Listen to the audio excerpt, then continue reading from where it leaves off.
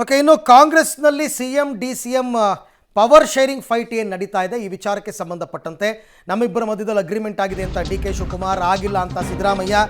ಈಗ K H ಮುನಿಯಪ್ಪನವರು D K Shivakumar ಮಾತನ್ನು ಸಮರ್ಥಿಸಿಕೊಂಡಿದ್ದಾರೆ.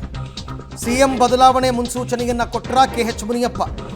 ರಾಜ್ಯದಲ್ಲಿ ಅಧಿಕಾರ ಹಂಚಿಕೆ ಒಪ್ಪಂದ ಆಗಿದೆ. ಇದ್ರ ಬಗ್ಗೆನೇ ಈಗ ಪರಮೇಶ್ವರ್ ಮಾತನಾಡ್ತಾ ಇದ್ದಿದ್ದು.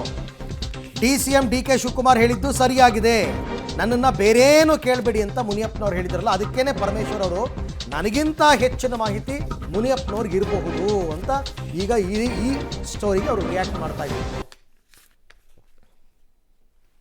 ಶಿವಕುಮಾರ್ ಹೇಳಿರೋದೆಲ್ಲ ಕರೆಕ್ಟ್ ಆಗಿದೆ, ನಾನು ಇನ್ನೇನು ಕೇಳಬೇಡಿ. ಕೋಲಾರ ಜಿಲ್ಲೆಗೆ ಪುನರಚನೆ ಇನ್ನೂ ಇಲ್ಲ ಅಂತ ಮುಖ್ಯಮಂತ್ರಿಗಳು ಹೇಳಿದ್ದಾರೆ. ನಡ್ರಿ, ನಿನ್ನೆ ಶಿವಕುಮಾರ್ ಹೇಳಿರೋದೆಲ್ಲ ಕರೆಕ್ಟ್ ಆಗಿದೆ, ನಾನು ಇನ್ನೇನು ಕೇಳಬೇಡಿ. ಕೋಲಾರ ಜಿಲ್ಲೆಗೆ ಪುನರಚನೆ ಇನ್ನೂ ಇಲ್ಲ ಅಂತ ಮುಖ್ಯಮಂತ್ರಿಗಳು ಹೇಳಿದ್ದಾರೆ. ನಡ್ರಿ, ನಿನ್ನೆ ಶಿವಕುಮಾರ್ ಹೇಳಿರೋದೆಲ್ಲ ಕರೆಕ್ಟ್ ಆಗಿದೆ, ನಾನು ಇನ್ನೇನು ಕೇಳಬೇಡಿ.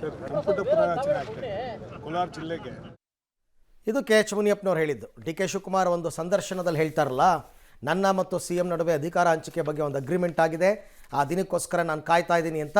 ಅದು ಆ ಥರ ಇಲ್ಲ ಅಂತ ಸಿದ್ದರಾಮಯ್ಯನವ್ರು ಹೇಳಿದರು. ಯಾವ ಅಧಿಕಾರ ಹಂಚಿಕೆ ಬಗ್ಗೆನೂ ಅಗ್ರಿಮೆಂಟ್ ಆಗಿಲ್ಲ, ಎಲ್ಲ ಹೈಕಮಾಂಡ್ ಹೆಂಗೆ ಹೇಳುತ್ತೆ ಹಂಗೆ ಕೇಳ್ತೀವಿ ಅಂತ. ಮುನಿಯಪ್ಪನವರು ಡಿ ಕೆ ಶಿವಕುಮಾರ್ ಹೇಳಿದ್ದು ನಿಜ ಅಂತ. ಪರಮೇಶ್ವರ್ ಅವರು ಎಲ್ಲ ಇವರೇ ಅಗ್ರಿಮೆಂಟ್ ಮಾಡ್ಕೊಳ್ಳೋದಾದ್ರೆ ನಾವ್ಯಾಕಿರಬೇಕು ಅಂತ ಅವರು. ಒಟ್ಟಿನಲ್ಲಿ ಅಲ್ಲೂ ಕೂಡ ಎಲ್ಲವೂ ಸರಿ ಇಲ್ಲ ಅಂತಕ್ಕಂಥದ್ದು ನಾಯಕರ ಮಾತಿನಲ್ಲೇ ಬಹಳ ಸ್ಪಷ್ಟವಾಗಿ ಗೊತ್ತಾಗ್ತಾ ಇದೆ. ಹಾಗಾದರೆ ಮುಖ್ಯಮಂತ್ರಿ ಬದಲಾವಣೆ ಆಗ್ತಾರಾ, ಮುನಿಯಪ್ಪನವರು ಆ ಸುಳಿವನ್ನು ಕೊಟ್ರಾ ಅಂತ ಅನ್ನಿಸ್ತಾ ಇದೆ.